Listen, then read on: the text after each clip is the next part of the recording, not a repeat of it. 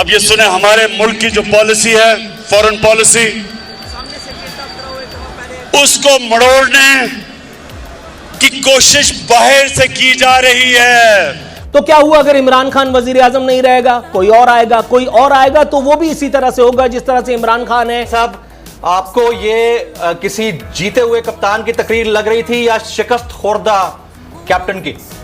बात है कि आपको ये बात एक माह पहले पता चली कि जी पाकिस्तान के अंदर गैर मुल्की साजिश हो रही है। जब आपने IMF को पाकिस्तान की हर चीज दे दी, स्टेट बैंक आपने उनके हवाले कर दिया। देखें, तू इधर उधर की ना बात कर, ये बता के काफिला क्यों लुटा। रिएक्शन इसका मतलब ये है, मैं माफी चाहता हूँ आपकी बात काटने की, इसका मतलब ये है कि आपको भी समझ नहीं आई कि उन्होंने कहा क्या है। सर समझ आ गई है ये तो आपका ख्याल है बाकी सारी दुनिया में लोग बेवकूफ बैठे हैं कि किसी को समझ ही नहीं आएगी उन्होंने कौन सी चीज डाइवर्ज नहीं की? आज वो जुल्फिकार अली भुट्टो वाला टाइम नहीं, वक्त बदल चुका है। मैं नाम नहीं कोट कर सकता, लेकिन जिन लोगों से मेरी बात हुई है उनका यह कहना है कि पाकिस्तान तहरीक इंसाफ और इमरान खान ने इस मुल्क को जहां पहुंचा दिया है, अगले 10 साल कोई 30 मार खान कुछ नहीं कर सकता। साइड में एक रेड बटन है, आगे बोलो। तो चलिए शुरू करते हैं। अभी मजा आएगा ना भिड़ो। अच्छा, खत क्या होगा, या मैं नहीं समझता हूँ कि खत जो है वो जो बाइडन ने लिखा होगा या कैमला हैरिस ने लिखा होगा या जो है वो बोरिस जॉनसन ने लिखा होगा, किसने लिखा होगा। मैं इस तरह की बात नहीं करता हूँ कि या यूरोपीय यूनियन के प्रेसिडेंट ने लिखा होगा। बहरहाल किसी ना किसी जगह से कोई ना कोई खत आया होगा। इसने इस बात पर निशानदेही की थी कि ये खत वो होगा जो यूरोपीय यूनियन की तरफ से कहा गया होगा कि मुर्तज़ा साहब ने जी कि आपने जो हमारे मामलात को इस तरह डिस्कस करके इसके ठीक कॉन्सिक्वेंसेस नहीं होंगे, इतनी सी बात हुई होगी और उनको डिप्लोमेटिक तरीके से हल किया जाना चाहिए था। अब जहाँ तक भुट्टो साहब के और आज के मामलात का मामला है, मैं और बताता हूँ, मैं नहीं समझता हूँ कि इमरान खान और सिक्योरिटी इदारे एक पेज पर नहीं हैं। अगर 2, 4, 5, 10, 15 दिन 20 दिन से नहीं हैं तो मुझे नहीं मालूम है, लेकिन मुझे ये मालूम है कि इससे पहले वज़ीर आज़म को कभी कोई परेशानी लाक नहीं हुई इदारों की तरफ से, जबकि भुट्टो साहब का और उनका मामला बिल्कुल अलग था। भुट्टो साहब के ख़िलाफ़ सिक्योरिटी इदारे एक इन ब्लॉक खड़े हुए थे। जनरल ज़ियाउल हक भुट्टो साहब के ख़िलाफ़ थे, पहले से उन्होंने तहरीक चलवाई थी PNA की। एक बात, दूसरी बात यह है कि उस वक्त के जो ISA के चीफ थे जनरल जिलानी, वो भुट्टो साहब के खिलाफ थे और वो सारी मुहिम का हिस्सा थे। तख्ता उलटने का फैसला करने वाले सारे एक पेज पर थे। तख्ता उलटने वालों को अमेरिका की आशीर्वाद हासिल थी। तू बोलते जा, करेक्ट बोल रहे हो। अमेरिका जो है उस वक्त एक कोड वार के घर महाज खोलने की तरफ जा रहा था और हमें अपने एसेट के तौर पर इस्तेमाल करना चाहता था। तो किया उसने, हमें अफगानिस्तान की आग में डाला गया और उसके लिए भुट्टो को हटाया जाना ज़रूरी था, इसलिए किया गया।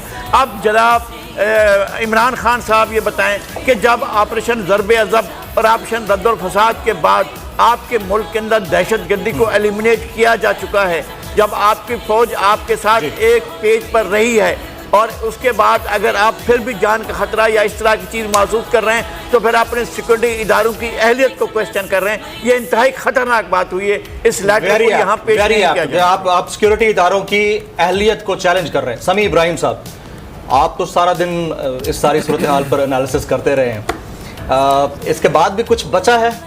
नहीं। जब कोई कुछ नहीं कर सकता तो शहबाज शरीफ को वजीर आजम बना करके और पीपल्स पार्टी वालों को मिनिस्ट्रियां देने से क्या हो जाएगा? सिर्फ कुछ लोगों के चेहरे रिप्लेस किए जाएंगे कुछ लोगों से, और इसे आप तब्दीली समझिए। जोर जोर से बोल के लोगों को स्कीमें बता दे। मुखारी साहब, एक नेक्सस है जिसने मिलके ये साजिश की है। दूसरा लम्हा फिक्रिया रियासत के लिए, क्या अगर आज हमारी फॉरेन पॉलिसी में इस हद तक बिकाऊ फॉरेन पॉलिसी है तो फिर इस पाकिस्तान 22 करोड़ अवाम को चुल्लू भर के मर जाना चाहिए। अब आए ना लाइन पे जी। याहिया खान ने मुल्क तोड़ दिया, क्या हमने सबक सीखा? क्या अयूब खान ने पानी के दरिया भेज दिए पांचों के पांचों, क्या हमने सबक सीखा? किसी ने नहीं मेरा भाई सबक सीखा। हमारी जंग जो है असूलों की जंग होनी चाहिए। सूरत हाल इस वक्त ये है कि इस वक्त जो बीमारी है सबसे बड़ी वो इमरान खान करामुल्लाह नियाजी है। आपने सबसे पहले घबराना नहीं है। चुप, किसी ने कहा था भाई, वॉइस ऑफ अमेरिका में एक खबर छपी थी जिसमें उन्होंने कहा कि पाकिस्तान ने अड्डे दिए हैं। जब उनके सामने सवाल आया तो उन्होंने कहा एब्सोल्युटली नॉट, एब्सोल्युटली नॉट। और अभी जो अपोजिशन है, चाहे मौलाना फजलुर रहमान है, चाहे नवाज शरीफ हैं, चाहे शहबाज शरीफ हैं, हमजा शहबाज हैं, यूरोपियन यूनियन और अमेरिका की तारीफ करते हुए थकते नहीं और इमरान खान को सवाल कर रहे हैं कि आपने ये क्यों कहा। तू बोलते जा, करेक्ट बोल रहे हैं साहब। उसी एब्सोल्युटली नॉट वाली बात के ऊपर आप जो जिस तराशे का हवाला दे रहे हैं कि वहां पर ये छपी खबर के पाकिस्तान ने दे दिए अड्डे, उसके ऊपर हमारी अपोजिशन वावेला मचाती रही है कि खान साहब क्यों अड्डे दे रहे हैं। और जब उन्होंने एब्सोल्युटली नॉट बोला है तो उसके बाद इसके ऊपर वावेला मचाया जा रहा है। मतलब ये तो पॉलिटिक्स है ना। अभी पॉलिटिक्स नहीं है, सॉरी, पॉलिटिक्स नहीं है, मुनाफकत है। समी साहब सर ये बताएं जी कि साजिश बेनकाब हो गई। ऐसा नहीं है कि कोई अलार्म बज रहा है, ये बता रहा है कि खतरा है। अलार्म बता रहा है कि फला जगह पे खतरा है, इसने साजिश की है, साजिश बेनकाब हो गई। पाकिस्तान में नवाज शरीफ, आसिफ जरदारी और मौलाना फजलुर रहमान उस साजिश का हिस्सा है। वजीर आजम को पता है कि साजिश का अंजाम मेरा इक़्तिदार का गिराना है। यानी वो बैठ के देख रहे हैं जी, बस गिरा दो जी, पता लग गया मुझे, मैं करना कुछ नहीं मुझे। सर आप क्या करें, क्या करें प्राइम मिनिस्टर? गने लेके चले जाएं। गने तो कोई नहीं करा, बार्गेनिंग करवाएं, मिन्नतें करें, माल दें, जैसे चौधरी परवेज इलाही वजीर वजारत आला मांग रहे हैं वो दें, एमक्यूएम जैसे चीजें मांग रही है वो दें, सौदा करें।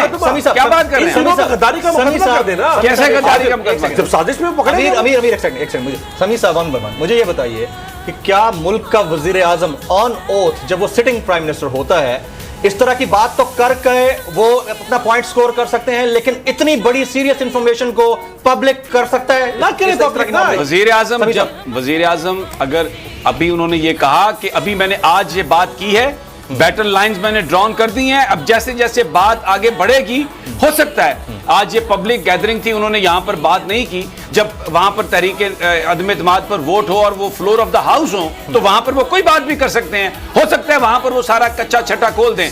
लेकिन मेरा एक सवाल है, मेरा एक सवाल ये है कि वजीर खारजा ये कह रहे हैं कि पाकिस्तान की अस्करी क़यादत से ये शेयर कर ली गई थी। मेरा सवाल ये है कि अस्करी क़यादत ने क्या किया, उन्होंने, उनका क्या रिस्पॉन्स है? कोई बोलेगा, कोई हमें बताएगा इस बात पे?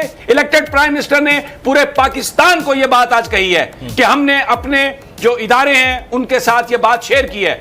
मैं उनका जवाब सुनने में इंटरेस्टेड हूं, वो क्या कहते हैं। तो battle lines have been drawn, लोगों को फैसला करना पड़ेगा। और मैं समझता हूं ये भुट्टो के हालात से भी ज्यादा संगीन हालात हैं। और खान ने ये जो बात कही है कि उन्होंने बेसिकली सोशल मीडिया का जिक्र करके अवामी ताकत पर भरोसा किया। आप कहते हो ऐसे रही है जैसे तहरीक अदम एतमाद से बच निकलने के बाद मेरे हैंडसम अमेरिका को लोन देने की पोजीशन में आ जाएंगे, अमेरिका उनको फील्ड मार्शल तस्लीम कर लेगा,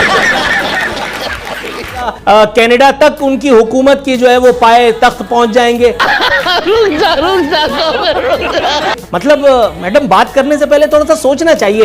एक बात पे आपने ठीक है मुझे मक्खन लगा दिया, मैं खुश हुआ, लेकिन दूसरी तरफ मैडम आपने जो बात की है ये आपके खिलाफ जाती है, इसलिए कि हजरत से इस्लामाबाद नहीं संभल रहा, उनसे बनी गाला नहीं संभल रहा। आप मतलब बात करते हुए थोड़ा सा मतलब आप समझ रही होंगी, एग्जैजरेशन से काम ले गई मैडम। जिस तरह से पिछली दफा हुआ था कि नवाज शरीफ को बेरोजगार करके इमरान खान को बरसरे रोजगार फरमा दिया गया था और ये बताया गया था कि इससे ये रियासत मदीना बन जाएगी, बन गई कुछ भी दाल दलिए से गया एक आम आदमी, दाल दलिए से गया। वजीर आजम की सीरियसनेस का अगर हम मुजाहरा देख लें, वजीर आजम चौक चौराहों पर गली मोहल्लों में उनकी तकरीरें इस वक्त सुनाई दे रही हैं। कल तक सबको चोर, डाकू, डकैत और ये सब कहा करते थे, अब तो प्रमोशन हो गई है वजीर आजम की भी। अभी मजा आएगा ना भिड़ो। शहबाज शरीफ का नाम उन्होंने चेरी ब्लॉसम दिया है।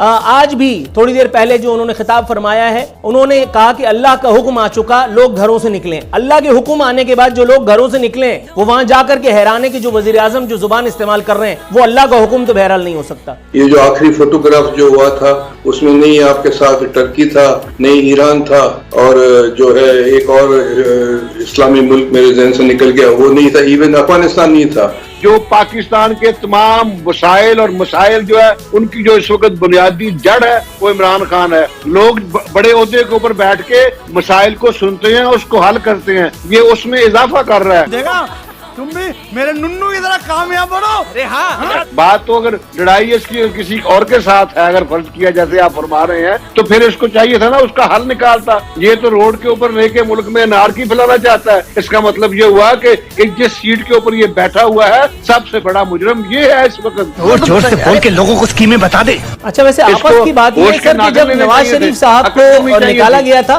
तो नवाज शरीफ साहब ने भी कोशिश अनारकी फैलाने की ही की थी। मुझे क्यों निकाला कहते हुए वो जो जीटी रोड घेर के चल रहे थे। सर देखिए, सुन लीजिए ना सर, देखिए सर, आपकी बात सुनूंगा लेकिन मेरा नुक्ता तो पूरा सुनिए ना, मेरा नुक्ता तो कम से कम पूरा सुनिए सर। यहाँ सिर्फ जैसा मैं कह रहा हूं कि एक्सरसाइज वही है, चेहरे बदले जा रहे हैं। इमरान खान से पहले नवाज शरीफ भी यही कहते थे कि मैं नहीं जाऊंगा, अब इमरान खान ये गीत गा रहे हैं। नवाज शरीफ ने कहा कि मुझे क्यों निकाला, सड़क घेर के खड़े हो गए और जहां तक जा सकते थे इस जंग को लेके गए, जिसका खुमियाजा पूरी पार्टी ने भुगता। You know it for sure. अब अगर इमरान खान ये कर रहे हैं तो Imran Khan is also no exception ना।